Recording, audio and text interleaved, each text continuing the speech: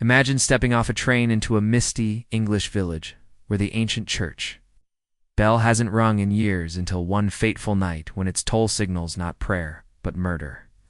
Enter Hercule Poirot, the master detective, ready to uncover the deadly secrets hidden in the shadows. Chapter 1. The Mysterious Invitation. Let me take you back to a rainy afternoon in London, where our story begins with the legendary detective Hercule Poirot. Poirot, with his impeccably waxed mustache and his little gray cells always buzzing with activity, was sitting in his cozy apartment on Whitehaven Mansions. He was sipping a tisane, that herbal tea he loves so much, while gazing out at the grey skies. Life had been a bit quiet lately. No grand mysteries, no clever criminals to outwit. Poirot was almost bored, which for him was worse than facing a dozen villains. That's when the post arrived, bringing with it a letter that would change everything. The envelope was thick and cream-colored, sealed with a wax stamp bearing an unfamiliar crest-a-bell encircled by thorns. Poirot's sharp eyes narrowed as he opened it carefully, his fingers precise as always. Inside was a note from a man named Sir Reginald Hawthorne, a wealthy industrialist Poirot had never met. The letter read, "Dear Monsieur Poirot, I have heard of your unparalleled skills in unraveling the impossible. I humbly request your presence at my estate in the village of Bellhaven for a matter of utmost urgency. A shadow looms over our quiet town, and I fear only you can dispel it. Enclosed is a train ticket for tomorrow. Yours in desperation, Sir Reginald." Poirot leaned back in his chair, tapping the letter against his chin. "Mon ami," he murmured to himself, though his faithful companion, Captain Hastings, wasn't there. To hear it, Hastings was off on one of his own adventures, or so Poirot thought. But the name Bellhaven rang a faint bell, no pun intended. It was a small village in the countryside, known for its ancient church and a massive bronze bell that hadn't been rung in decades due to some old superstition. Locals said it only tolled for death or disaster. Intriguing, non? Poirot's curiosity was piqued. He wasn't one to ignore a plea for help, especially when it smelled of mystery. The next morning, Poirot packed his valise with his usual meticulous care, his patent leather shoes polished to a shine, a few bottles of syrup de cassis, and, of course, his favorite walking stick with the silver head. He boarded the train at Paddington Station, settling into a first-class compartment. As the locomotive chugged through the green fields and rolling hills, Poirot pondered the letter. Who was this Sir Reginald? Why the urgency? And what shadow could be so dark that it required the great Poirot? He pulled out a small notebook and jotted down notes, his mind already piecing together invisible puzzles. Hours later, the train pulled into Bellhaven Station, a quaint little stop with a wooden platform and a single lamppost flickering in the dusk. The air was crisp, carrying the scent of damp earth and wood smoke from nearby cottages. Waiting for him was a chauffeur in a smart uniform, standing beside a gleaming Rolls-Royce. "Monsieur Poirot, Sir Reginald sent me." Jenkins, the driver. The man tipped his hat, but Poirot noticed his eyes darting nervously, as if expecting trouble. As they drove through the village, Poirot took in the sights. Bellhaven was picture-perfect, like something from a postcard. Thatch-roofed houses, a cozy pub called the Tolling Bell, and in the distance, the silhouette of St. Mary's Church with its towering steeple. The bell up there was legendary, cast in the 16th century, and said to have a tone so pure it could be heard for miles. But according to folklore, it brought bad luck if rung without cause. "Tell me, Jenkins," Poirot said in his accented English, "what is this shadow your master speaks of?" Jenkins gripped the wheel tighter. "It's not my place, sir, but strange things have been happening. Whispers in the night, shadows moving where they shouldn't.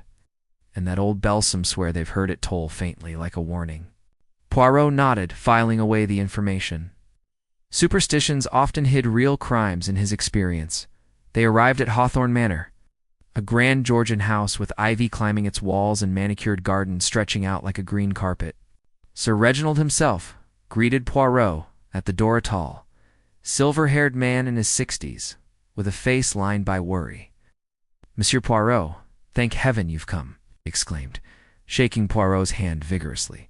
"Please, come in. We have much to discuss." Inside, the manor was opulent but eerie, with heavy drapes blocking much of the light and portraits of stern ancestors staring down from the walls. Sir Reginald led Poirot to a study lined with bookshelves and a roaring fire in the hearth. Over brandy, Poirot politely declined, opting for hot chocolate instead, Sir Reginald explained. Bellhaven seems peaceful, but it's cursed by old grudges. My family has lived here for generations, tied to that church bell. Legend says it was forged from metal, cursed by a witch's spell, and it tolls on its own before tragedy strikes. Poirot raised an eyebrow. Legends are charming, Sir Reginald, but I deal in facts. What is the real trouble? Sir Reginald sighed. Threats. Anonymous letters warning me to leave or face death. Last, my gardener found a noose hanging from the bell tower. Then, there's the matter of my niece Eliza. She's engaged too.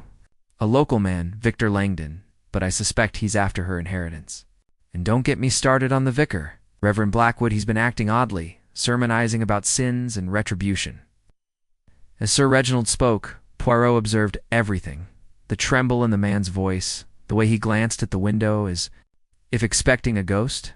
And why me? Poirot asked. Surely the local police. ... No police, Sir Reginald interrupted. This is delicate family secrets. Plus I have a feeling it's connected to something bigger, a murder waiting to happen. Just then, a door creaked open, and in walked a familiar face.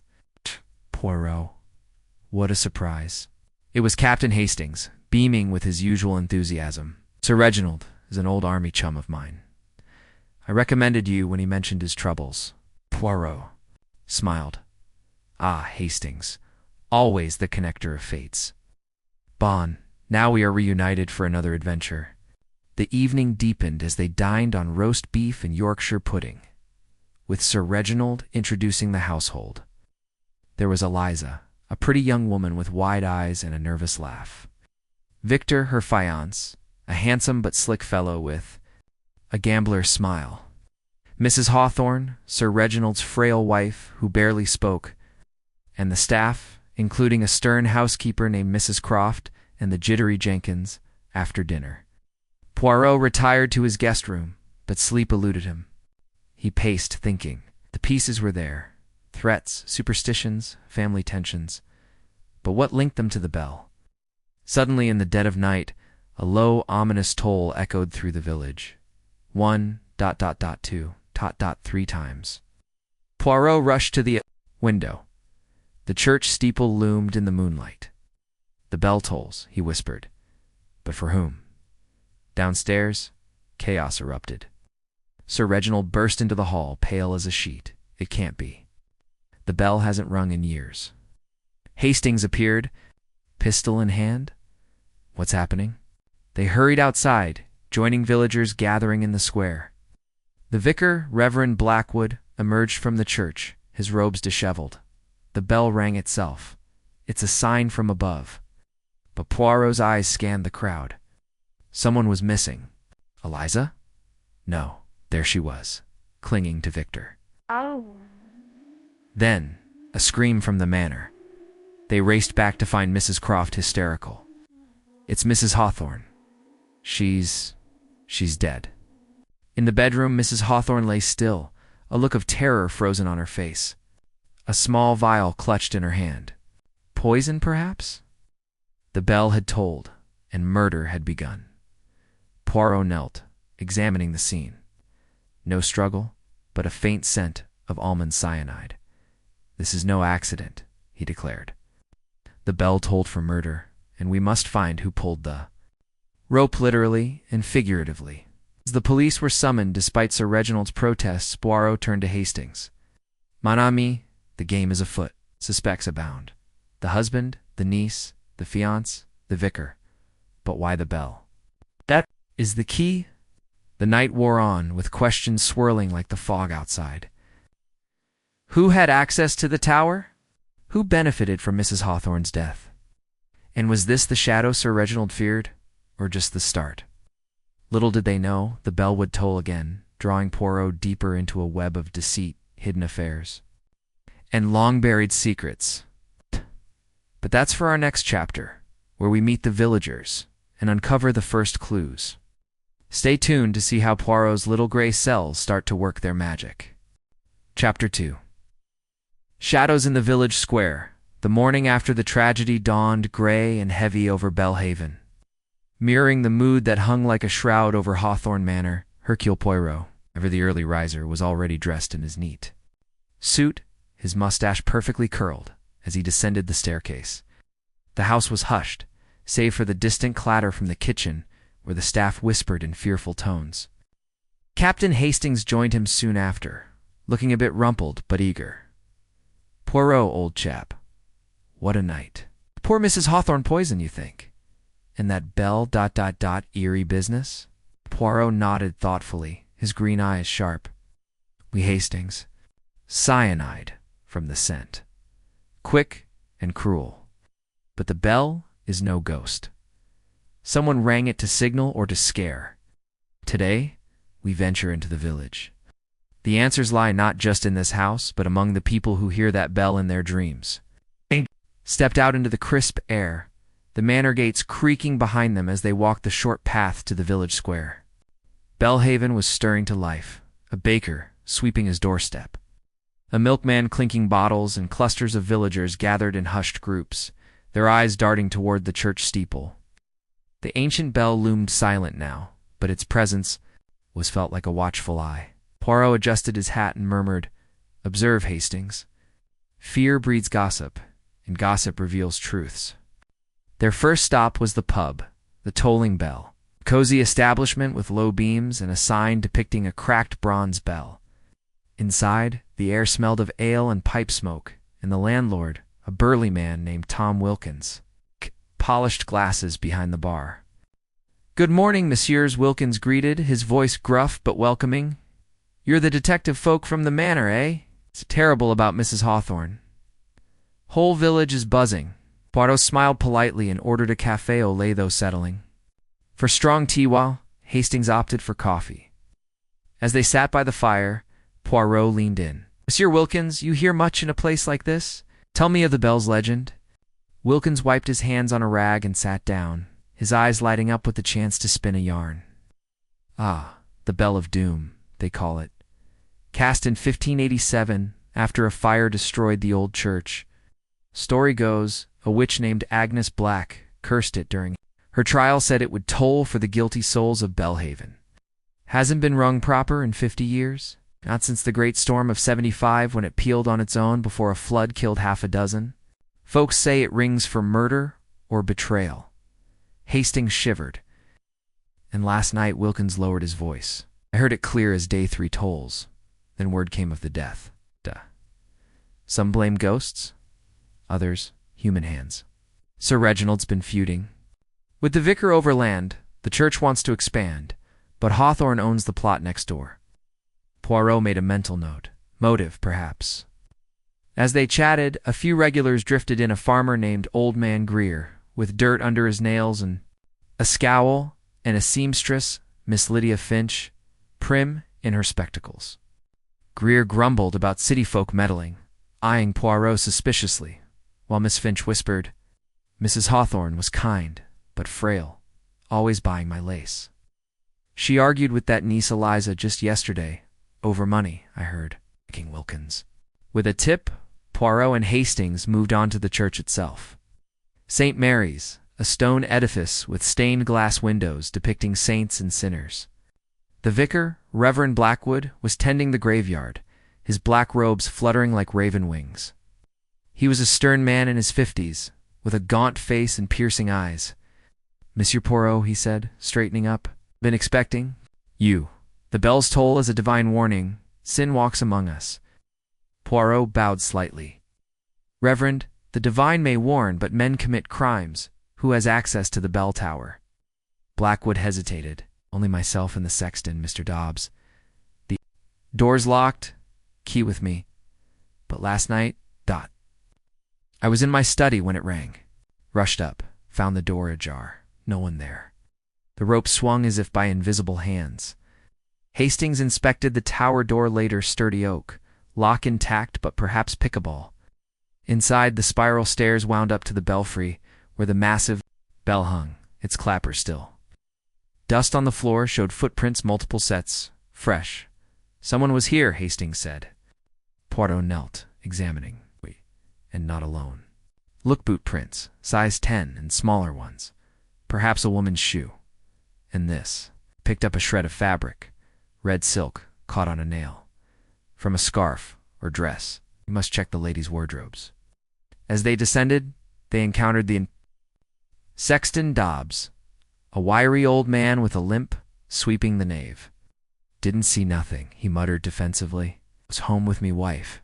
But that bell, it's haunted, mark my words. Poirot pressed gently.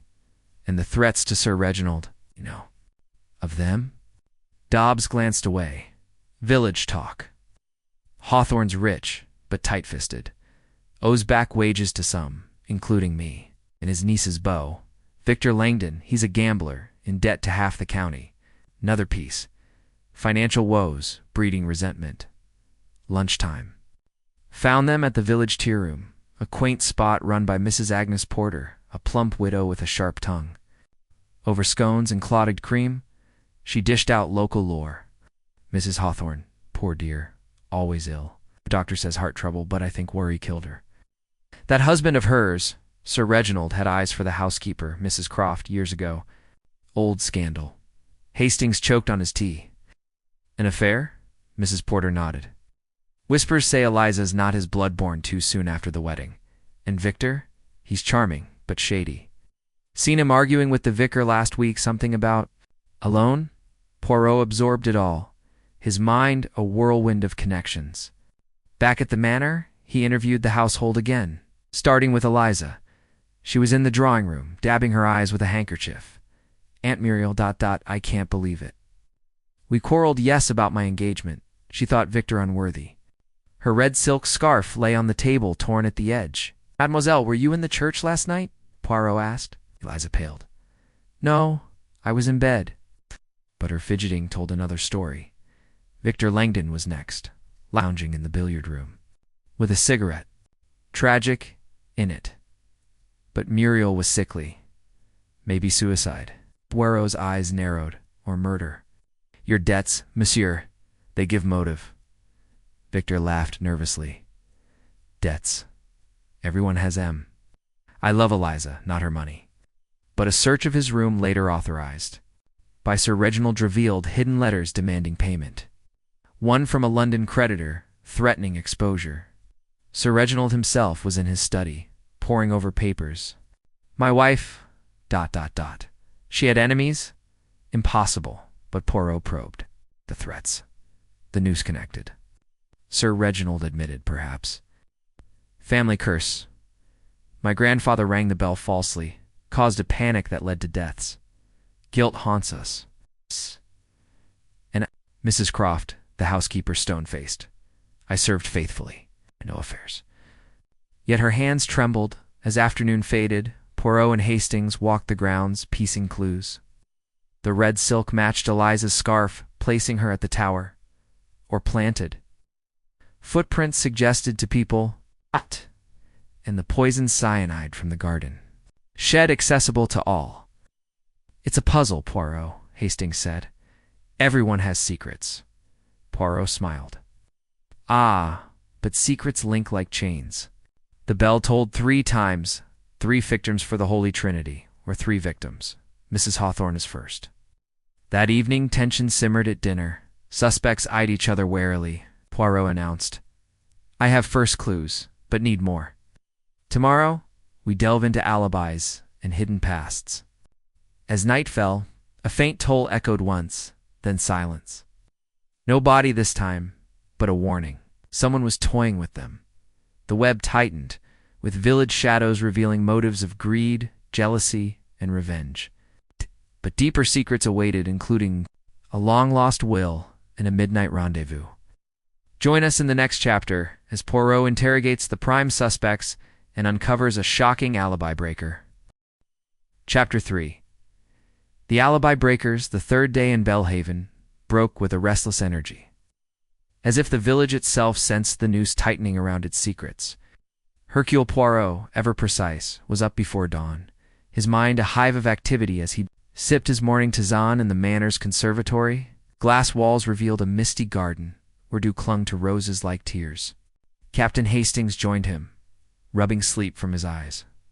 "Poirot, that single toll last night, another warning? Or a mistake?"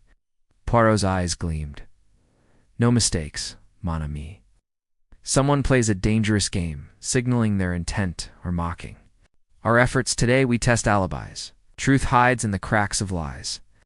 Their plan was clear. Interrogate the key players, Sir Reginald, Eliza, Victor, Reverend Blackwood, and Mrs. Croft, to unravel where each was when the bell tolled, and Mrs. Hawthorne died. They began at the Manor, where breakfast was a somber affair. The dining room's long oak table was set with silver and porcelain, but the mood was anything but grand. Sir Reginald sat at the head, his face haggard, stirring his coffee endlessly. Eliza picked at her toast, her eyes red-rimmed, while Victor smoked by the window, exuding a forced calm. Mrs. Croft hovered, serving kippers with a face like stone. Poirot, seated with his notebook discreetly open, began gently. "Let us establish order," he said, his accent crisp. "The night of the murder, between 10 and midnight, where were you all?" "The bell tolled at 11, and Mrs. Hawthorne was found dead shortly after." Sir Reginald spoke first, his voice strained. "I was in my study, going over accounts. Muriel retired early, she often did, her health being poor. Heard the bell, rushed out, and, well, you know the rest." Poirot nodded, noting the man's hands shook slightly. "And you saw no one?" Sir Reginald hesitated. "No one. The house was quiet. Too quiet," Poirot thought, jotting a question mark by his name. Eliza went next, her voice barely above. "A whisper. I was in my room reading. I didn't hear the bell until I heard Uncle shouting. I swear I never left." Her hands clutched her napkin, and Poirot recalled the red silk scrap from the tower. "Mademoiselle, your scarf torn? Perhaps recently?" Eliza flushed. "I lost it a few days ago. Someone must have taken it." "A convenient loss," Poirot mused, but her fears seemed genuine. Victor leaned back, blowing a smoke ring.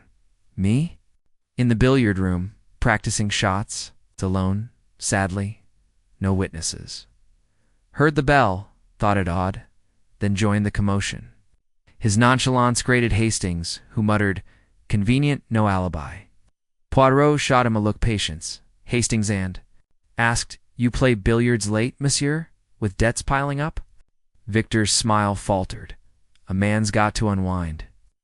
Mrs. Croft, clearing plates, spoke curtly. "I was in the servants' quarters, mending linens. Jenkins can vouch for me. He was polishing silver nearby." Jenkins, summoned, nodded. Nervously, she was there. "Didn't hear no bell till later." Poirot's pen paused. A shared alibi rehearsed. They moved to the village to question Reverend Blackwood, finding him in the church vestry, sorting hymnals.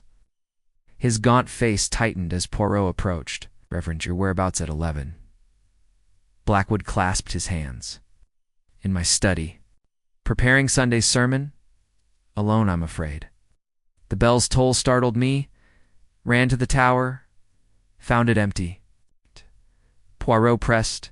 "The key to the tower always with you." Blackwood patted his pocket. "Yes, though. I confess. I left it on my desk briefly that evening. Anyone could have taken it." Back at the Manor, Poirot and Hastings retreated to the library to compare notes. "Everyone's alibi is flimsy," Hastings said, pacing. "No witnesses, all alone convenient for murder." Poirot tapped his temple. "Not all, Hastings. Alibis are like eggs, some crack under pressure. Let us test them." He proposed a bold move. Recreate the night's events, asking each suspect to walk through their actions while he and Hastings observed 4 inconsistencies.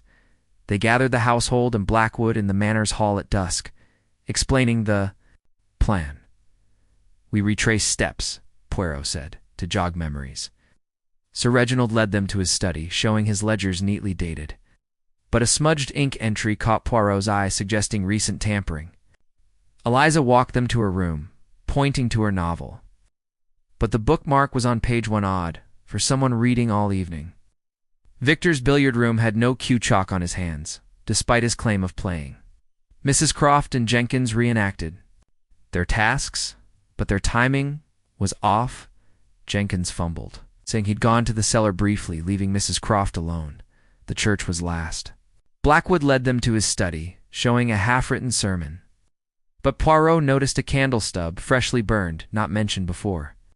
In the tower, he examined the rope again, no fingerprints, but a faint oil residue suggested gloves. Someone planned this, Poirot murmured. Hastings whispered, the vicar's hiding something those eyes of his. Back at the manor, Poirot gathered everyone in the drawing room for a surprise.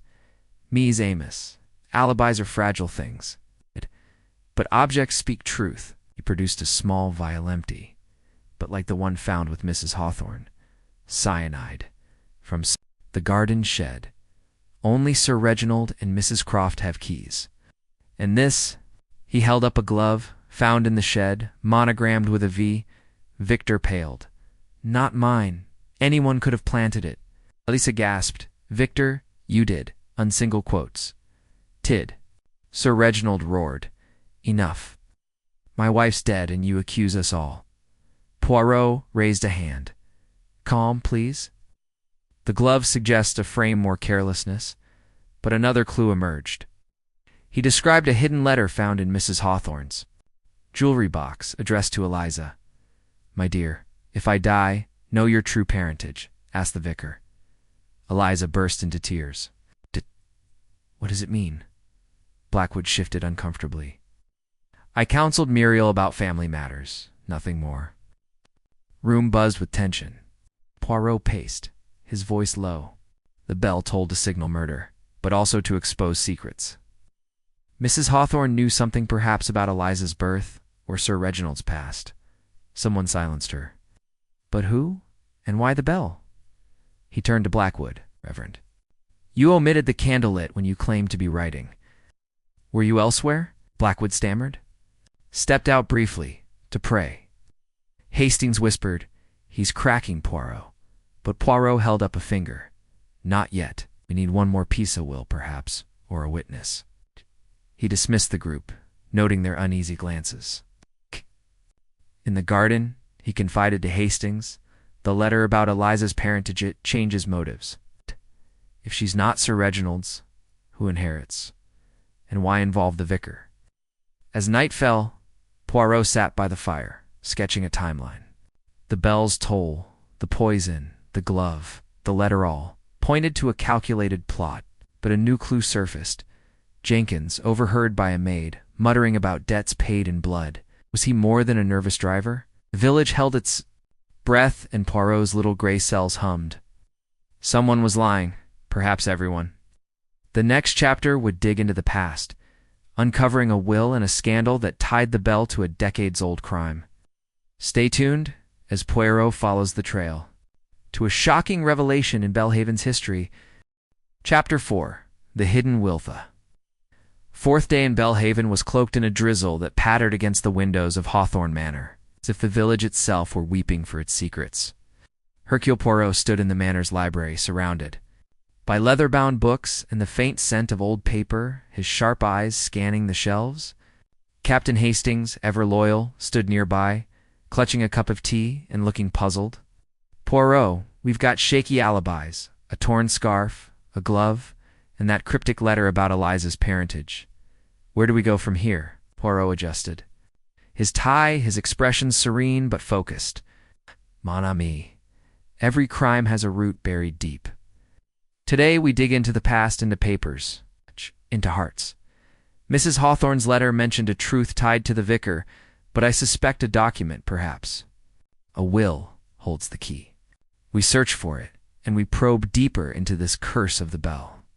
Their first task was to revisit the manor's study, where Sir Reginald had claimed to be working the night of the murder. Poirot had noticed the smudged ledger, hinting at tampering, and now he wanted to explore further. Sir Reginald, still shaken by the accusations from the previous evening, reluctantly allowed them access. I've nothing to hide, he said, though his voice wavered. The study was a treasure trove of family history deeds, letters, and old photographs stuffed into drawers. Poirot, with his meticulous method, began sorting through them, his gloved hands moving like a surgeon's. Hastings, less patient, flipped through a stack of correspondence. "Look at this Poirot letter from Mrs. Hawthorne's solicitor, dated last month. Mentions revising her will." Poirot's eyes lit up. "A will is a motive wrapped in paper. Where is it?" They searched the desk, cabinets even, behind paintings, but found only routine documents. Then Poirot's keen eye spotted a loose floorboard under the rug. With a gentle pry, it lifted to reveal a small metal box, locked. "Hastings, fetch Sir Reginald," Poirot instructed. When Sir Reginald arrived, his face paled at the sight of the box. That ... belonged to Muriel. I didn't know it was. Here Poirot raised an eyebrow. "Yet you knew of its existence?" Sir Reginald stammered. "She mentioned a private keepsake, nothing more." Jenkins, summoned to bring tools, opened the box with a crowbar. Inside was a sealed envelope, marked "Last Will and Testament of Muriel Hawthorne." Poirot opened it carefully, reading aloud to Hastings and Sir Reginald. The will was recent, dated 3 weeks prior, and left most of Muriel's personal fortune at the Hawthorne estate, but her family inheritance to Eliza, with a clause: "To my niece, who may one day learn her true origins, I leave my wealth to secure her future." A smaller bequest went to the church, specifically for restoration of St. Mary's Bell. Sir Reginald's share was minimal, citing past indiscretions. His face darkened. "This is nonsense. Muriel never mentioned this." Poirot folded the document. "Perhaps, monsieur, she feared your reaction. This will change his motives. Lisa gains, you lose, and the church benefits. Who knew of this?" Sir Reginald shook his head, but his eyes darted toward the door where Mrs. Croft lingered, eavesdropping. Poirot noted her presence. "Madame Croft, you served Mrs. Hawthorne closely. Did she speak of her will?" Tightened, she was private, said only that Eliza deserved more than this family gave her, leaving Sir Reginald to stew. Poirot and Hastings headed to the village to confront Reverend Blackwood about the will's bequest to the church hand, the letter tying him to Eliza's parentage. The church was quiet, its stained glass casting colored shadows on the pews. Blackwood was polishing candlesticks, his movements jerky. Reverend Poirot began, "Mrs. Hawthorne's will leaves money for your bell, and her letter to Eliza mentions you. What truth did she want revealed?" Blackwood's hands froze. "I counseled Muriel years ago, during a difficult time. She had doubts about her marriage, her child. I swore secrecy." "Child," Hastings blurted. "Eliza's not Sir Reginald's." Blackwood sighed, his shoulders sagging. "Muriel confessed to me long ago that Eliza was born from an affair before her marriage. The father was a local man, now dead. She feared Reginald would disown Eliza if he knew." Poirot's mind raced. "The secret did others know?" "Mrs. Croft." "Victor," Blackwood shook his head. "Muriel told no one else, but secrets leak in small villages." Their next stop was the village archives, a dusty room in the town hall where old records were kept. Poirot wanted to trace the bell's history, suspecting its curse tied to the murder. The archivist, Miss Lydia Finch, the seamstress they'd met at the pub, was eager to help. "The bell's story is grim," she said. "It's pulling out a ledger from 1880. After the witch Agnes Black's curse, it told before tragedies, fires, floods. Even a murder in 1890, when a Hawthorne ancestor was poisoned. Same method, cyanide." Poirot's eyes narrowed. "History repeats. Who else studies these records?" Miss Finch hesitated. "Reverend Blackwood, often, and Victor Langdon. Last month said he was researching for Eliza." "Is it?" Back at the manor, Poirot confronted Victor in the garden, where he was pruning Roziza. Task that seemed oddly domestic for a gambler. "Monsieur Langdon, you researched the bell's history." "Why?" Victor shrugged, snipping a stem. "Eliza's curious about her family. Thought it'd impress her." Poirot held up the glove from the shed. "And this?" "Found where the cyanide was stored." Victor's jaw tightened.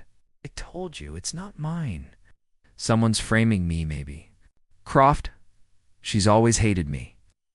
But his eyes flicked toward Eliza's window, betraying worry. Eliza was next, found in the parlor stitching a sampler. Her hands trembled as Poirot showed her the will. "Your aunt left you her fortune, mademoiselle, and hinted at your origins. Did you know?" Eliza's needle paused. She hinted I wasn't Uncle Reginald's, but never explained. Said it'd break his heart. Poirot pressed gently. "In the bell tower. Your scarf was there." Tears welled in her eyes. "I went there a week ago to pray. Lost my scarf then. I swear I wasn't there that night." As evening fell, Poirot and Hastings sat in the library, piecing together the puzzle. The will gave Eliza motive wealth, but her grief seemed real. Sir Reginald's reduced inheritance suggested resentment, yet he seemed genuinely bereft. Victor's debts and research into the bell pointed to scheming, but the glove felt too obvious. Blackwood's secrecy about Eliza's parentage and the church's gain raised suspicions. As did Mrs. Croft's eavesdropping and Jenkins' cryptic muttering about debts paid in blood. Then a maid burst in, breathless. "Monsieur Poirot," in the attic-old letters hidden in a trunk.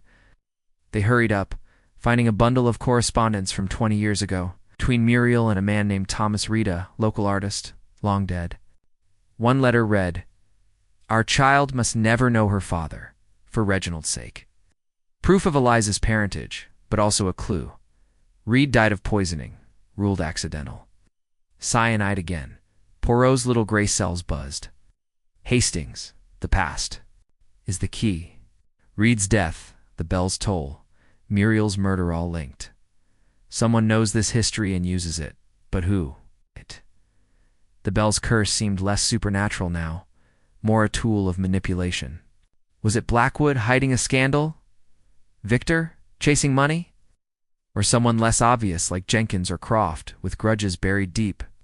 As night deepened, a faint creak came from the manor's roof. Poirot and Hastings exchanged glances. "The tower," Hastings whispered. They crept outside, but the church was silent. No toll tonight, just an ominous stillness. The killer was watching, waiting. The puzzle grew clearer, yet more complex. A scandal from decades past, a will reshaping fortunes, and a bell that tolled. For more than death. Next, Poirot would unravel a midnight rendezvous and a betrayal that cut deeper than poison. Stay tuned as the threads of Bellhaven's dark history weave tighter. Chapter 5. The Midnight Rendezvous. Fifth day in Bellhaven. Dawned with a chill that seemed to seep into the very stones of Hawthorne Manor. Hercule Poirot, ever punctual, was already in the dining room, savoring a perfectly brewed cup of hot chocolate, while the household stirred uneasily around him. Captain Hastings joined him, his face etched with worry. "Poirot, that creak last night, it's got me rattled. And those letters about Eliza's father, the will, the bell's history. It's all connected, isn't it?" Poirot nodded, his green eyes sharp as he stirred his drink. "We Hastings. The past whispers to the present, and last night's sound was no accident. Someone moves in the shadows, perhaps planning another act. Tonight, we watch for a rendezvous. 4 secrets are shared when the village sleeps." Their morning began with a return to the church, where the bell loomed like a silent sentinel. Poirot wanted to examine the tower again, suspecting it was more than a stage for the murder's signal. It was a meeting place. The spiral stairs were dusty, but Poirot noticed fresh scuff marks on the steps, as if someone had climbed recently. At the top, the bell hung motionless, its bronze surface etched with faint runes from its 16th century forging. Hastings pointed. "To a corner? Look, Poirot's cigarette ash, fresh." Poirot knelt, sniffing the residue. "Turkish blend, mon ami. Not common here. Victor smokes such cigarettes, non?" They also found a scrap of paper wedged in a crack, with scrawled numbers. 11:45 tonight. A meeting time. Back at the manor, Poirot decided to press the suspects further, starting with Victor Langdon. They found him in the billiard room, idly rolling balls across the table. "Monsieur Langdon," Poirot began, holding up the paper scrap. "This was found in the tower. Your cigarettes, your handwriting." Victor's smirk faded. "Plenty smoked Turkish blends. And that's not my writing. Someone's setting me up first the glove, now this. But his fingers twitched, betraying nerves. Poirot pressed, "You researched the bell's history, knew of its curse. Did you use it to scare or signal?" Victor scoffed. No. Ghost Poirot. "I was with Eliza last night, talking in the garden till midnight." Eliza, questioned in the parlor, confirmed Victor's alibi, but her eyes darted away. "We... discussed our future. I didn't see the tower."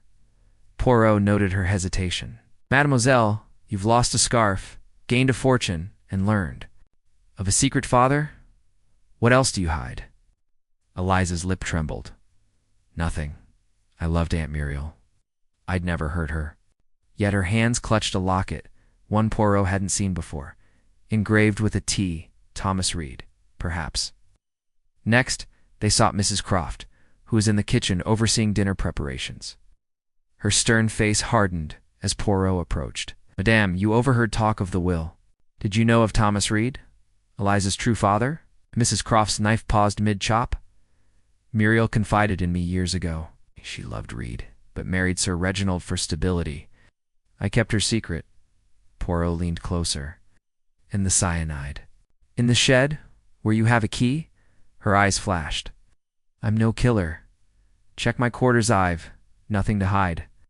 A search later revealed only recipes and sewing, but Poirot noticed a bottle of cleaning fluid, potentially a cyanide. Sir Reginald was in his study, staring at a portrait of Muriel.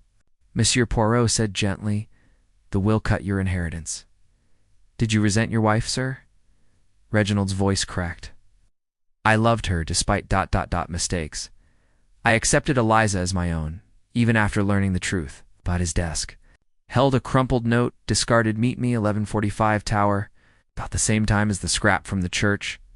"This, monsieur?" Poirot asked. Sir Reginald paled. "I wrote it weeks ago, for Muriel. Ow. Never sent it. A lie or a forgotten truth." Reverend Blackwood was their final stop, found in the church graveyard, tending a rosebush near Thomas Reed's headstone. Our Reverend. Poirot said, "You knew of Reed's affair with Muriel. Did you share this with anyone, Victor, perhaps?" Blackwood's hand shook. "I swore an oath to Muriel, but Victor asked odd questions about Reed, said it was for Eliza." Rose. Eyes narrowed. "And the tower key, left on your desk, stolen?" Blackwood nodded. "I've searched. It's gone." As night approached, Poirot devised a plan. Stake out the church tower at 11:45. "If a rendezvous is planned, we catch them," he told Hastings. They hid in the church's shadows, cloaked in darkness, watching the tower door. 11:40 Figure slipped through the graveyard, hooded, moving stealthily. Hastings gripped his revolver, but Poirot whispered, "Wait." The figure entered the tower, and moments later, another joined taller, with a limp. "Jenkins." Hissed. Poirot nodded, signaling silence. From their vantage, they overheard whispers. "You promised me a cut," a low voice Jenkins growled, after the old lady was gone. The other, a woman, hissed back, "Keep quiet. The will's found things are moving." Mrs. Croft's voice, unmistakable. Before Poirot could act, a third figure appeared, startling the pair. "You!" Jenkins gasped. A scuffle ensued, and the third figure fled as the tower door slammed. Poirot and Hastings rushed up, but found only Jenkins, dazed, a fresh bruise on his cheek. Mrs. Croft was gone. "She tricked me," Jenkins muttered. "Said we'd profit from the will." Questioned at the manor, Jenkins cracked. Mrs. Croft knew about the cyanide, said it'd scare Muriel into changing the will. "I didn't know she'd die," Poirot pressed. "And the bell?" Jenkins shook his head. "Croft rang it, said it'd spook the village, cover our tracks." Mrs. Croft confronted, denied everything. "He's lying. I was in my room." But her apron had a fresh tear, matching fabric caught in the tower door. Poirot gathered the household at midnight, revealing the rendezvous. A plot was afoot: extortion, perhaps using the bell's curse, but murder was unplanned, or was it? He watched their faces, Eliza's shock, Victor's unease, Sir Reginald's fury, Blackwood's guilt. The third figure remained a mystery: Victor, or someone else. As they dispersed, Poirot confided to Hastings Jenkins and Croft conspired, but the killer is cleverer. The bell tolled for Muriel, but also to mask a deeper betrayal, perhaps. Tied to Reed's death years ago, new clue surfaced. A locket in Eliza's room containing a photo of Reed. Did she know more than she admitted? The night ended with no further tolls, but the air crackled with tension. The killer was close, their plan unraveling. Next, Poirot would confront a buried scandal linking Reed's death to the present, and a second toll would herald danger. Stay tuned as Bellhaven's secrets spill into the open. Chapter 6. The scandal unearthed the sixth day in Bellhaven broke with a restless wind, rattling the windows of Hawthorne Manor, as if the village's secrets were straining to burst free. Hercule Poirot stood in the manor's drawing room, his hands clasped behind his back, his mustache impeccably groomed despite the early hour. Captain Hastings, nursing a cup of strong coffee, paced nearby. Poirot, that midnight rendezvous Jenkins, and Mrs. Croft plotting, a third figure, fleeing, it's all pointing to a conspiracy. And that locket with Thomas Reed's photo in? Eliza's room, ... Does she know her true father? Poirot's eyes twinkled with focus. Mon ami, the locket is a thread, and Reed's death a shadow from the past. Today, we uncover the scandal that links his poisoning to Mrs. Hawthorne's murder. The bell tolls for truth, and we shall hear it. Their first move was to revisit the village archives, where the dusty ledgers held whispers of Bellhaven's history. Miss Lydia Finch, the seamstress and part-time archivist, greeted them with a nervous smile. Back so soon, Monsieur Poirot. More about the bell? Poirot nodded, his voice smooth. Oui, mademoiselle, but also about Thomas Reed, who died of poisoning 20 years ago. What do the records say? Miss Finch pulled a brittle file from 1905 detailing Reed's death. A local artist, found dead in his studio, cyanide in a teacup, ruled accidental. But a faded coroner's note caught Poirot's eye. Traces of cyanide in a paint solvent, usual for an accident. Hastings frowned. Sounds like murder, covered up. Poirot agreed, noting Reed's connection to Muriel Hawthorne then. Miss Muriel Langley engaged to Reginald at the time. Miss Finch hesitated, then whispered, "There's more." Village gossip said Reed was close to Muriel, but someone else was jealous, a young man, now gone. And the vicar at the time, Blackwood's predecessor, hushed it up. Poirot's mind raced. Jealous rival, a cover-up, well, sexist. "These files?" he asked. Miss Finch checked her log. Reverend Blackwood, last year. Mrs. Croft, weeks ago, said she was researching family history for Sir Reginald. Mrs. Croft again, Poirot thought, her shadow looming larger, back at the manor. Poirot sought Eliza, finding her in the garden, clutching the locket. "Mademoiselle, this locket Thomas Reed's image? You knew he was your father?" Eliza's eyes filled with tears. "Aunt Muriel gave it to me last month, said it was my heritage. I didn't understand until her letter. I never told anyone, not even Victor." Poirot studied her. "And the night of the murder? You were in the garden?" "With Victor, yes." Eliza nodded, but her fingers twisted the locket's chain. "We argued he wanted me to confront Uncle Reginald about the will. I refused. Next, they confronted Mrs. Croft in the pantry, where she was inventorying preserves. And Madame," Poirot said, "you researched Thomas Reed's death." "Why?" Mrs. Croft's face tightened. "Muriel asked me 2 years ago to ensure no one knew of Eliza's parentage. I found nothing suspicious." But her hand shook, and Poirot noticed a bottle of cleaning fluid similar to the sheds tucked behind jars. "And the cyanide?" He pressed. "You had access." Mrs. Croft snapped. "I'm no chemist. I clean, not kill." Yet her denial felt rehearsed. Sir Reginald was in the library, poring over old family photos. Poirot showed him the archive file on Reed. "Monsieur, Reed's death was no accident. Did you know of his affair with your wife?" Sir Reginald's jaw clenched. "I suspected after Eliza's birth. Muriel confessed, begged forgiveness. I let it go for Eliza's sake." But his eyes betrayed pain. And the poisoning? Poirot asked. Sir Reginald shook his head. I was away in London. The vicar then said it was suicide to spare scandal. Reverend Blackwood was next, found in the church vestry, his face pale. Reverend Poirot. Began, you knew of Reed's death, studied the records. Was it murder? Blackwood sighed. My predecessor hinted at foul play but urged silence to protect the Hawthornes. I found no proof. Poirot leaned closer, and the bell did it toll for Reed's death. Blackwood nodded slowly. 3 times the night he died. Village legend grew stronger after that. Poirot and Hastings retreated to the manors. Conservatory to strategize. Hastings, Poirot said. Reed's murder mirrors Mrs. Hawthorne's cyanide. The bell, a hidden scandal. Someone knows this history and uses it. Mrs. Croft's research, Eliza's locket, Blackwood's silence all. Connect. Hastings frowned. But who killed Reed? And why kill Muriel now? Poirot tapped his temple. A motive lies in inheritance or revenge. The will favors Eliza, but Reed's killer may fear exposure. Their afternoon took a darker turn. A maid reported seeing Victor near the church at dusk, carrying a small bag. Poirot and Hastings hurried to intercept him, finding him in the graveyard, digging near Reed's headstone. Monsieur Langdon, Poirot called. Victor froze, dropping a trowel. Just looking for something Eliza lost, he stammered. But the bag held a vial empty, smelling faintly of almonds. A cyanide. Hastings gasped.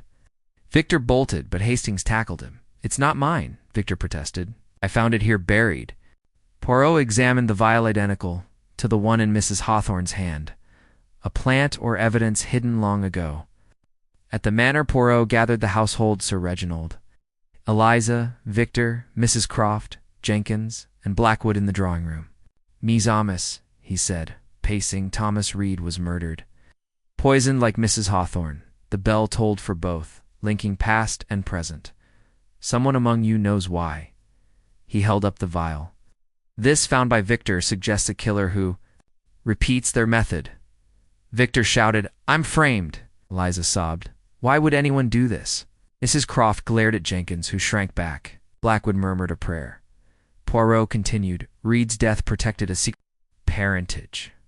Muriel's death protected another, perhaps the killer's identity. The will, the locket, the Belal are tools in a game of fear. He turned to Sir Reginald. Monsieur, you forgave Muriel. But did you forgive Reed? Sir Reginald flushed. He was dead before I could confront him. Poirot nodded, then faced Blackwood. And you, Reverend, did your predecessor name a suspect? Blackwood hesitated. He mentioned ... a jealous suitor, but no name. As the group dispersed, a low toll echoed once from the church. Everyone froze, Hastings whispered. Again? Poirot's face hardened. The killer taunts us, or warns of another move. They raced to the church, finding the tower door ajar, but no one inside. A single rose lay on the stairs, fresh from the graveyard. A message, Poirot murmured, or a lure. Back at the manor, Poirot confided to Hastings. The scandal as Claride's murder was hushed to save the Hawthornes. But the killer lives, and they strike again to bury the truth. Victor's vial, Mrs. Croft's knowledge, Blackwood's secret. Someone lies deeper than others. A new clue emerged. A faded diary in Muriel's room mentioning a jealous shadow who threatened Reed before his death. Oh, was it Sir Reginald or another? The night grew heavy with suspicion. The bell's single toll signaled danger, not just for the past, but for the living. Next, Poirot would chase a ghost from Bellhaven's history, uncovering a name that ties the murders across decades. Stay tuned as the killer's mask begins to slip. Chapter 7. The Ghost of Bellhaven. 7th day in Bellhaven carried an eerie stillness. As if the village held its breath, waiting for the next toll of the cursed bell. Hercule Poirot stood in the manor's conservatory, the morning light filtering. Through glass panes onto his polished shoes, he sipped a tisane, his mind weaving through the web of clues. Thomas Reed's murder, Mrs. Hawthorne's poisoning, the hidden will, and the midnight rendezvous. Captain Hastings, ever eager, joined him, his face tense. Poirot, that rose in the tower, the vial by Reed's gravets like the killers leaving breadcrumbs, and that diary mentioning a jealous shadow the ghost were chasing. Poirot's eyes gleamed. Mon ami, the ghost is no spirit, but a living soul hiding behind the bell's curse. Today, we hunt the name of Reed's killer, for they may strike again. The past is alive, and it tolls for justice. Their first step was to revisit the village archives, seeking the identity of the jealous suitor hinted at in Reed's case. Miss Lydia Finch, the seamstress and part-time archivist, greeted them with a nervous smile. "Back so soon, Monsieur Poirot?" The bell tolled again last night. Folks are terrified. Poirot nodded calmly. "Mademoiselle, we seek a name from 1905, a rival for Muriel Langley's affection, perhaps linked to Thomas Reed's death." Miss Finch hesitated, then pulled a faded parish register. There was gossip about a man, Edward Croft, a local merchant's son. He courted Muriel before Reginald, but she chose Reed, then married Sir Reginald. Edward left Bellhaven after Reed's death disappeared. Some say heartbroken, others say guilty. The name Croft struck a chord. Croft as in Mrs. Croft. The housekeeper, Hastings asked. Miss Finch nodded. Distant. She came to the manor years later, after Edward vanished. Never spoke of him. Poirot's mind raced Mrs. Croft's research into Reed, her access to cyanide, her presence at the Tower rendezvous. Was she protecting a family secret? They thanked Miss Finch and headed to the church to confront Reverend Blackwood, who might know more about Edward Croft. Blackwood was in the vestry, his face drawn as he polished a chalice. Reverend Poirot began. "Edward Croft, was he the jealous suitor who threatened Thomas Reed?" Blackwood's hands froze. "My predecessor mentioned Edward, a hothead in love with Muriel. When she chose Reed, he was furious. After Reed's death, Edward left, and the village assumed guilt or shame." Poirot pressed, "And Mrs. Croft, did she ever speak of her cousin?" Blackwood shook his head. "She's private but loyal to the Hawthornes. If she knows something, she'd guard it fiercely." At the manor, Poirot sought Mrs. Croft in the servants' quarters, where she was folding linens with precise, angry movements. "Madame," he said, "Edward Croft, your cousin, was he involved in Thomas Reed's death?" Her face paled, but her voice was steel. "Edward was a fool, not a killer. He loved Muriel left when she broke his heart. I came here to escape. The gossip, not add to it." Poirot held up the diary page, mentioning the jealous shadow. "This suggests otherwise. Your rendezvous with Jenkins' extortion? Or covering a murder?" Mrs. Croft's eyes flashed. "Jenkins wanted money, thought he could use the will. I met him to shut him up. Nothing more." Next, they questioned Sir Reginald in his study, where he sat with a brandy, staring at a photo of Muriel. Poirot said, "Edward Croft courted your wife before you. Oh. Did you suspect him in Reed's death?" There. Sir Reginald's hand tightened on his glass. "Edward was a pest, always lurking. When Reed died, I was glad, thought it cleared the way for Muriel and me. But I was in London, had no hand in it." His alibi for Reed's death was solid, Poirot knew. But his bitterness lingered. Eliza was in the parlor, stitching nervously. "Mademoiselle," Poirot asked, "did your aunt ever mention Edward Croft?" Eliza shook her head. "Only read in the locket's note. She said my father was kind, but doomed by love." Her voice broke, and Poirot noted her genuine grief, but also her growing fear. Was she hiding something, or simply overwhelmed? Victor Langdon was in the garden, smoking his Turkish cigarettes. "Monsieur Langdon," Poirot said, showing the vial from Reed's grave. "You found this conveniently? Did you know Edward Croft?" Victor exhaled sharply. "Heard of him, village tales. Some say he poisoned Reed out of jealousy. But I wasn't here then, nim no ghost." His defensiveness, though, suggested he knew more about the bell's use than he let on. As afternoon faded, Poirot and Hastings visited the pub, the tolling bell, to gather village gossip. Tom Wilkins, the landlord, leaned over the bar. "Edward Croft, troubled lad. After Reed died, he was seen arguing with the old vicar, then vanished. Some say he fled to America, Others say he's buried in the woods. An old farmer named Old Man Greer hinted at deeper village secrets, possibly tied to Edward Croft's disappearance. "Anything else, Tom?" Poirot asked. Wilkins lowered his voice. Yes. Croft's name still spooks folks. His sister, Mrs. Croft's mother, worked at the manor back then. Some whisper she helped cover his tracks after Reed's death. Back at the manor, Poirot devised a plan to test the suspects' reactions. He announced at dinner, "Mies Amos, Edward Croft's shadow looms over this case. His connection to Reed's murder may mirror Mrs. Hawthorne's. Someone here knows his fate."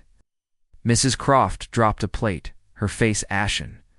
Victor's cigarette trembled in his hand.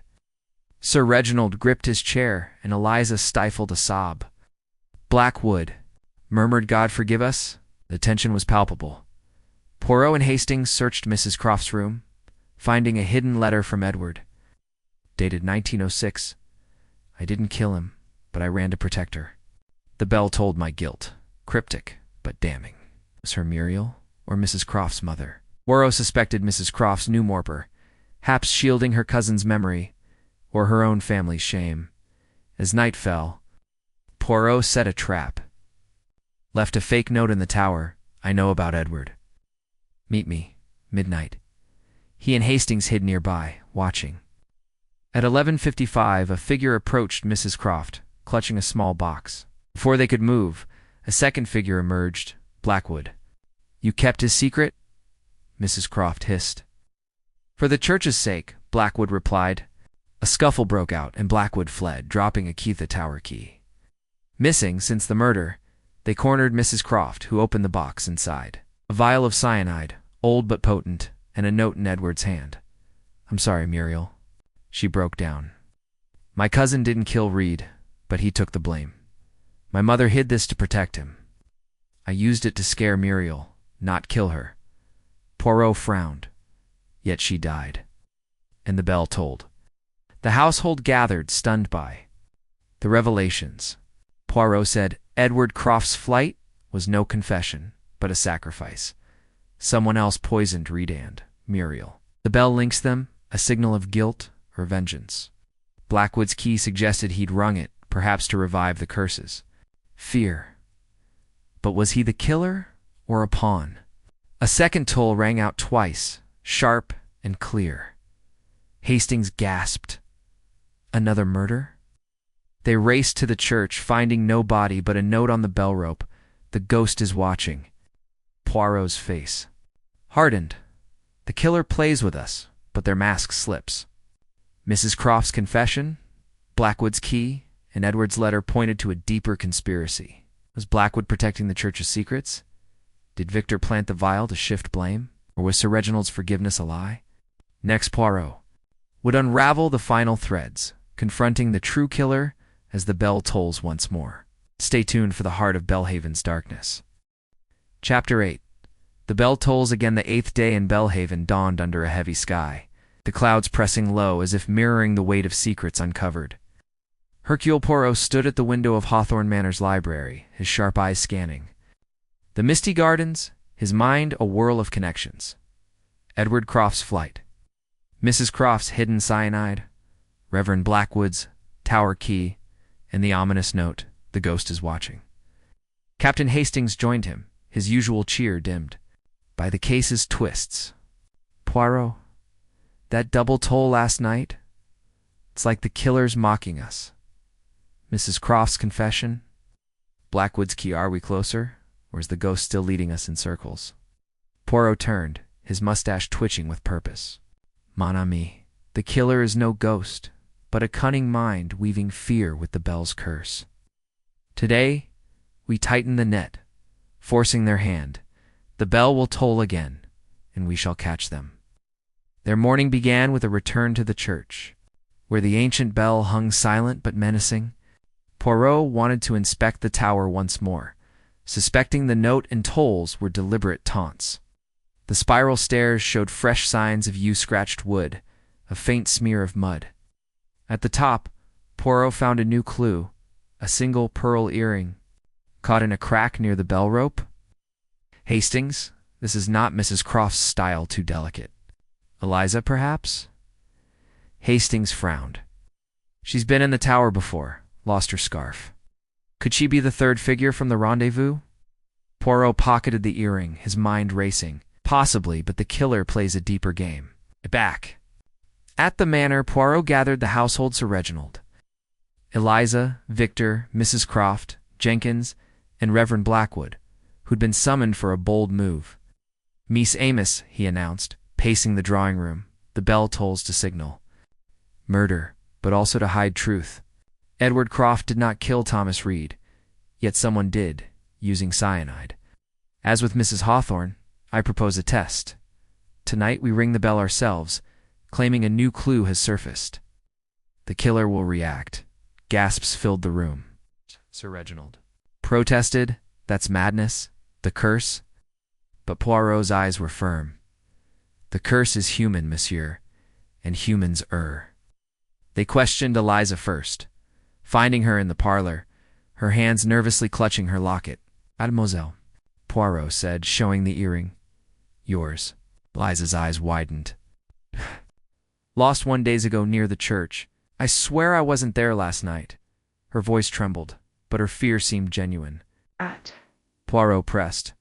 "And your father, Thomas Reed, did Muriel tell you more?" Eliza shook her head. Only that he loved me, but someone hated him enough to kill. She feared for me." Victor was next, lounging in the billiard room, his Turkish cigarette smoldering.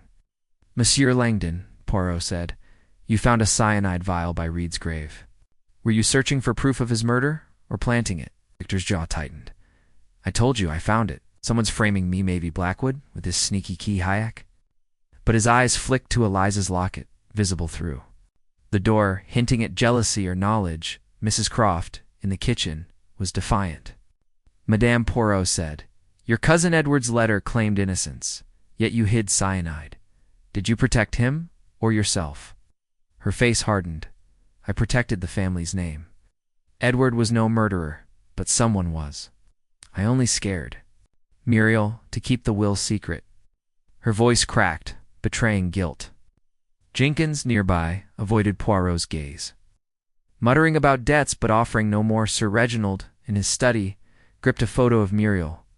"Monsieur," Poirot asked, "you forgave Muriel's affair, but did you know who killed Reed?" Sir Reginald's voice was low. "I suspected Edward, but had no proof. I was in London, as records show. Muriel's death. It's my fault. For not protecting her." His grief seemed real, but Poirot noted a locked drawer in his desk, unopened, Reverend Blackwood. Back at the church, was polishing pews, his hands unsteady. Reverend Poirot said, "Your key was found in the tower. Did you ring the bell to revive the curse?" Blackwood's eyes darted.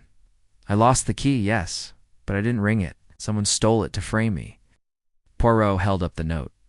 "The ghost is watching. This was left last night. Your words." Blackwood paled. "No. I swear, I only kept Muriel's secrets to protect Eliza." As evening fell, Poirot and Hastings prepared their trap. At 10 p.m., they rang the church bell 3 deliberate tolls, echoing through Bellhaven. Poirot had spread word via Miss Finch that a new witness had come forward about Reed's murder. They hid in the graveyard, watching. 10:15 a. Figure slipped into the church tall, limping slightly. "Jenkins again?" Hastings whispered. But Poirot shook his head. "Nan, look, the gate is different." The figure emerged moments later, hooded, dropping a second earring matching. The first they followed the figure to the manor's edge, where it vanished into the woods. A search revealed a hidden path leading to an old shed, long abandoned. Inside, Poirot found a journal, its pages brittle, dated 1905. It was Edward Croft's, detailing his love for Muriel and a confrontation with a rival who threatened Reed. He swore Reed would pay for stealing her. "I saw him with a vial poison." Rival's initials, R.B. Reginald Blackwood. Hastings gasped. "The vicar's brother?" Poirot rushed to confront Blackwood, who admitted, "My brother Reginald was a chemist in love with Muriel. He left Bellhaven after Reed's death, died years later. I hid his shame to protect the church." But the journal's date matched Sir Reginald's London trip. Could he have returned secretly? At midnight, Poirot gathered the household again, revealing the journal. Edward Croft saw a killer. Initials R.B. Reverend. Was it your brother? Or Sir Reginald? Did you lie about London? Sir Reginald roared. I was away. Blackwood stammered. My brother was troubled, but no murderer. Eliza sobbed, clutching her locket. Victor's eyes darted and Mrs. Croft gripped Jenkins' arm. Suddenly a single toll rang out, chilling the room. Hastings drew his revolver, but Poirot raised a hand. The killer moves, but we are close. The earrings, the journal, the Bellal. Point to one who knows both murders, Maid screamed. Pointing to the window, a shadow moved outside, then vanished. Poirot confided to Hastings later, the killer is among us. Using the bell to distract, R.B. may be a red herring, or the key. We need one final piece, the truth of that night in 1905. The earrings suggested Eliza. But her fear rang true. Was Blackwood's brother the ghost? Or was Sir Reginald hiding a return to Bellhaven? The village trembled under the bells. Echo and danger loomed. Next, Poirot would stage a final confrontation, forcing the killer to reveal themselves as the bell tolls for justice. Stay tuned as the truth emerges from Bellhaven's shadows. Chapter 9. The final confrontation, the 9th day in Bellhaven, dawned with a tense hush, the air thick with the promise of revelation. Hercule Poirot stood in the manor's dining room, his posture impeccable, his eyes gleaming with the clarity of a man nearing the truth. The weight of the case, Domus Reed's murder, Mrs. Hawthorne's poisoning, the bell's ominous tolls, and the web of lies spun by Edward Croft's journal. The earrings and the tower's secrets pressed heavily on the household. Hastings joined him, his face a mix of excitement and dread. Poirot, that single toll last night, the shadow at the window, it's as if the killer knows we're closing in. Are we ready to unmask them? Poirot nodded, stirring his hot chocolate with precision. Mon ami, the killer is cornered, their mask fraying. Today, we stage a final confrontation, using the bell itself to draw them out. The truth of 1905, and now, will ring clear. Their plan was bold. Poirot would gather all suspects in the church. At dusk, claiming to have solved both murders, Reed's and Mrs. Hawthorne's, and would ring the bell to summon justice. He believed the killer, desperate to protect their secret, would act rashly. First, they needed one last piece of evidence. Poirot returned to Sir Reginald's study, focusing on the locked drawer he'd noticed earlier. With Sir Reginald's reluctant permission, Jenkins pried it open, revealing a bundle of letters from 1905. 1. In Muriel's hand, read, Reginald, I fear R.B.'s anger. He knows about Thomas and threatens us both. Another unsigned warned, leave Bellhaven or the bell tolls for you. It's the initials R.B. Reverend, Blackwood's brother, or a misdirection. Poirot and Hastings visited the church to prepare, inspecting the bell tower one last time. The rope showed fresh wear, and a faint chalk mark on the wall read R.B. 1905. Hastings, Poirot said. This is no coincidence. The killer uses R.B. to confuse us. But the truth lies in their actions now. They found a hidden compartment in the belfry containing a small vial cyanide, half empty, and a locket identical to Eliza's, but older, with a faded photo of Muriel. A keepsake from Reed's time, Poirot murmured. Someone kept it here, perhaps to taunt or to hide. Back at the manor, Poirot questioned Eliza privately in the parlor. Mademoiselle, this locket matches yours. Did you know of another? Eliza's eyes widened, her fingers clutching her own locket. No, Aunt Muriel gave me mine, said it was unique. I found a note in her room, saying she feared someone from her past R.B. Her voice trembled, but Poirot sensed truth in her fear. Was she a pawn, or playing a deeper game? Victor Langdon was next, found in the garden, his Turkish cigarette glowing. Monsieur Poirot said, showing the vial. Another cyanide find. In the tower? You're doing? Victor's face hardened. I'm tired of your accusations, Poirot. I found one vial, yes, but I'm no killer. Check Blackwood, he's got the tower key and a guilty conscience. His defensiveness rang hollow, and Poirot noted his glance toward the church. Mrs. Croft, in the kitchen, was defiant. Madame Poirot said, "You hid Edward's letter, kept cyanide. Did you know of R.B.?" Her hands shook as she chopped vegetables. R.B. was troubled. Reginald Blackwood, the vicar's brother. My mother said he hated Reed, left after the poisoning. But her eyes darted to Jenkins, who lingered nearby, silent but pale. Sir Reginald, in his study, gripped the letters tightly. Monsieur Poirot asked, "These threats mention R.B. Were you in London, truly, when Reed died?" Sir Reginald's voice was hoarse. "I swear it. I loved Muriel, even after her betrayal. R.B. Blackwood's brother was a chemist, mad with jealousy. He's long dead. But the locked drawer suggested secrets kept close. Reverend Blackwood, at the church, was polishing the altar, his face ashen. Reverend Poirot said, 'Your brother, Reginald Blackwood, did he kill Reed?' Blackwood's hands trembled. He was troubled, yes, loved Muriel. I found a note after he left confessing to a sin against Reed, but not murder. I burned it to protect him.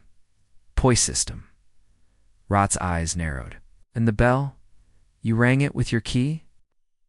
Blackwood shook his head. "Stolen, I swear."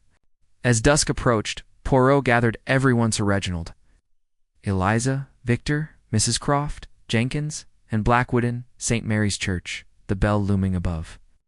"Mies Amos," he began, his voice echoing to murders decades apart. "Share, cyanide, the bell, and a name, R.B. Thomas. Reed died to hide a scandal Eliza's parentage. Mrs. Hawthorne died to bury that truth forever." He paced, watching their faces. "Tonight I name the killer, and the bell will toll for justice." He signaled Hastings, who pulled the rope. 3 slow tolls reverberated through the village. The group tensed. Eliza clutched her locket. Victor's cigarette fell. Mrs. Croft gripped Jenkins' arm. Poirot continued, "Edward Croft was innocent, framed by R.B.'s actions. But R.B. is dead. The killer lives among us, using the bell to mask their guilt." He held up the second locket. "This, found in the tower, belonged to Muriel, kept by her killer." A scream pierced the air. Eliza, pointing to the vestry door, where a figure stood, hooded. Hastings lunged, but the figure fled, dropping a glove monogrammed R.B. Poirot shouted, "Stop." They chased the figure to the graveyard, where it vanished near Reed's headstone. A search revealed a hidden diary page, tucked in a crevice. R.B. swore revenge. "But I acted first. Cyanide for Reed, silence for me." Signed, March Muriel Hawthorne.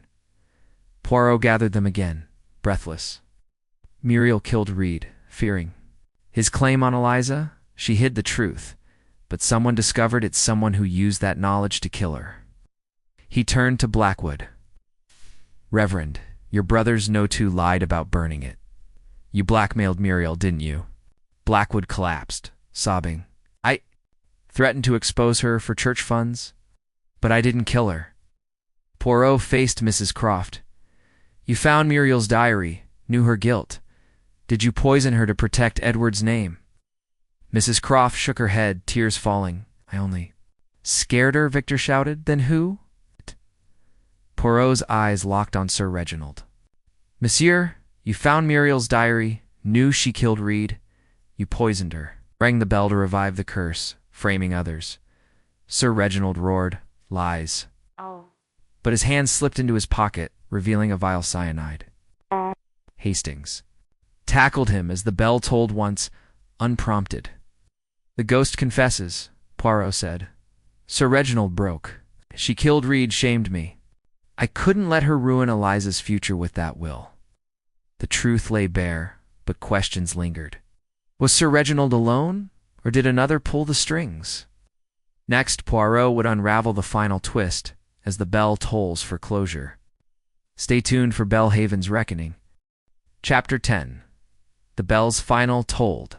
The 10th day in Bellhaven broke with a somber clarity, the sky clearing as if to mirror the resolution Hercule Poirot was about to unveil. In the grand hall of Hawthorne Manor, Poirot stood before the assembled household. Sir Reginald, now subdued and under watch. Eliza, Victor, Mrs. Croft, Jenkins, and Reverend Blackwood, all gathered in a tense circle.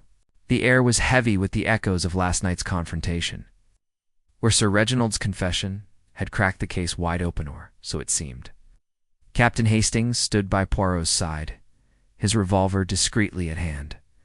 "Poirot," he whispered, "Sir Reginald admitted to poisoning Muriel, but that unprompted toll the glove marked RB is? There more to this?" Poirot's green eyes sparkled with certainty.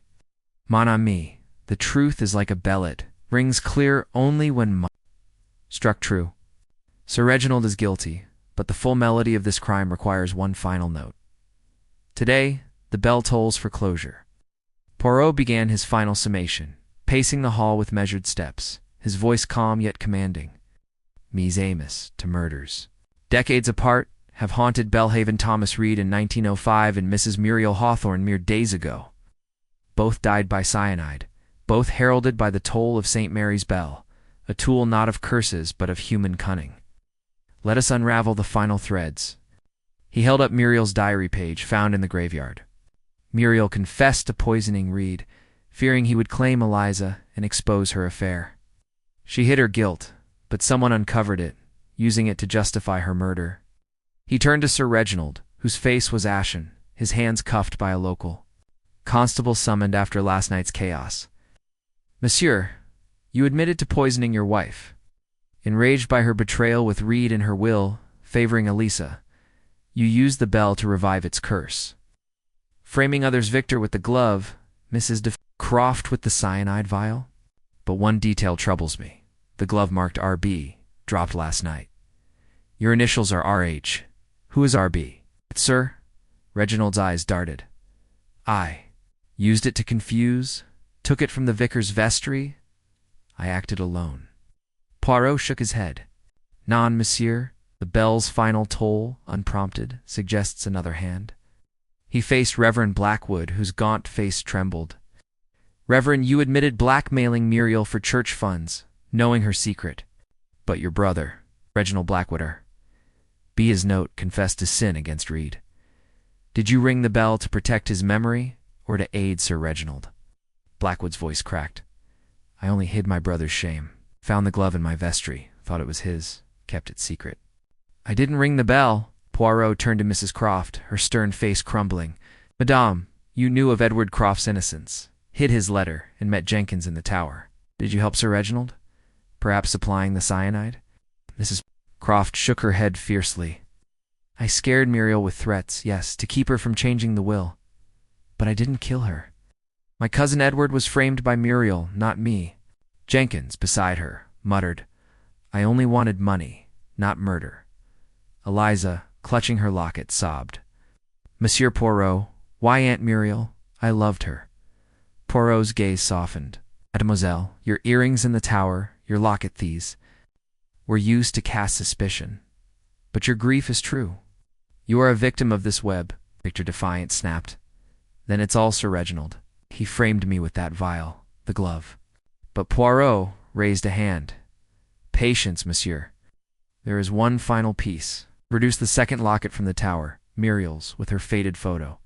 This was placed to taunt, but by whom? Oh, Sir Reginald had no need, he confessed. "The glove, the toll, the RB initials, they point to a second conspirator, one who knew the past and used it." Poirot's eyes scanned the room, settling on Jenkins, whose limp and nervous demeanor had been overlooked. "Monsieur Jenkins, you were at the tower with Mrs. Croft. Spoke of debts paid in blood. But your limpet matches the figure. We saw last night, not Sir Reginald's steady gait." Jenkins paled, stammering, "I'm just a driver." Poirot stepped closer. "Non, you are more. I found, in the manor's attic, a pay ledger from 1905. Your father, a gardener here, was dismissed after Reed's death, suspected but never charged. You grew up in Bellhaven, hearing of the bell's curse, knowing Muriel's guilt. You supplied Sir Reginald with cyanide from the shed, rang the bell to mimic the curse, and planted the glove to point to Blackwood's brother. Why? Revenge for your father's disgrace." Jenkins collapsed, sobbing. "My father was innocent. Muriel ruined him. Let him take the blame for Reed. Sir Reginald promised me money to help, said he'd punish her for us both. Sir Reginald shouted, "Lies. I acted alone." But Poirot's voice cut through. "Non, monsieur. Jenkins' knowledge of the shed, his access to the tower via copied key, his bitterness, it all fits." "You planned together?" But Jenkins added, "The bells tolls, the Arby glove, to ensure chaos." Poirot turned to the group. The bell tolled for Muriel's death, but also for Jenkins' revenge and Sir Reginald's betrayal. Mrs. Croft sought to protect her cousin's name. Blackwood, his brothers, Victor, his debts, Eliza, her heart. But the truth is clear. Sir Reginald poisoned his wife, aided by Jenkins, who revived the Bell's curse to mask their crime. As the constable led Sir Reginald and Jenkins away, the bell tolled once soft, almost mournful, rung by a villager signaling the end of the nightmare. Eliza wept, Blackwood prayed, and Mrs. Croft stood silent, her loyalty shattered. Victor, shaken, muttered, "It's over then." Poirot nodded. The ghost of Bellhaven rests." Later in the manor's garden, Poirot confided to Hastings, "The little grey cells triumph, but at a cost." Love, greed, and vengeance rang that bell, but truth silenced it. Hastings grinned. "You've done it again, Poirot. Care for a brandy to celebrate?" Poirot smiled. "Non, mon ami Tizan, will do." As they prepared to leave Bellhaven, the village seemed lighter. The bell's shadow lifted. Poirot tipped his hat to the church, whispering, "Adieu, old friend." The case was closed, the killer unmasked, and the bell tolled no more. Thank you for joining us on this twisting tale of murder and mystery. If you enjoyed Poirot's adventure, give this video a thumbs up, subscribe for more, and comment below, who did you suspect? Stay tuned for our next mystery, where danger lurks in unexpected places.